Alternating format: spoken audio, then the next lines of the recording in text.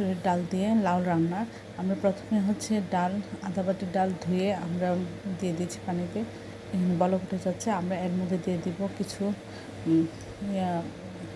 দুটো তেজপাতা, লবণ, পেঁয়াজ এবং কাঁচামরিচ দিয়ে আমরা এটা ঢেকে সিদ্ধ করবো। পুরোপুরি বলক এসে এটা সিদ্ধ হলে আমরা এটা ঘুটে নিব।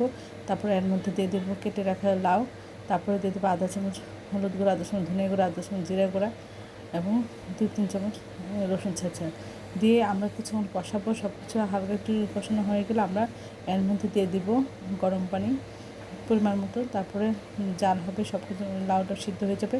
তারপরে আমরা এর মধ্যে দিয়ে দেবো তেলের মধ্যে পেঁয়াজ দিব এবং 3-4 চামচ রসুন ছেঁচা দিব, দিয়ে এরকম লাল লাল করে ভেজে নিয়ে আমরা এর মধ্যে ঢেলে দিব।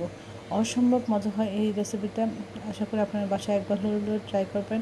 এই ধরনের সুন্দর সুন্দর রেসিপি পাওয়ার জন্য আমার চ্যানেলটি লাইক করুন, শেয়ার করুন, সাবস্ক্রাইব করবেন এবং প্রিয়জনকে বেশি বেশি করে শেয়ার দেবেন।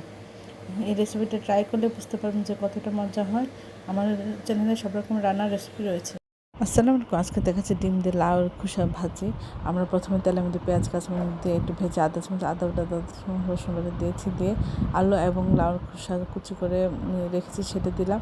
আধা চামচ লবণ, আধা চামচ হলুদ গুঁড়া, আধা চামচ ধনিয়া গুঁড়া, আধা চামচ জিরা গুঁড়া দিয়ে আমরা এভাবে নাড়াচাড়া করে নেব যেন নিচে লেগে না যায়। প্রয়োজনে আমরা দেবো। আর কিছুটা সিদ্ধ হয়ে গেলে আমরা এর মাঝখানে তেল দিয়ে একটা ডিম ছেড়ে দেবো, দিয়ে কিছুটা সিদ্ধ হয়ে গেলে আমরা নেড়ে ছেড়ে পুরো ভাজির সাথে এটা আমরা মিশিয়ে দিব।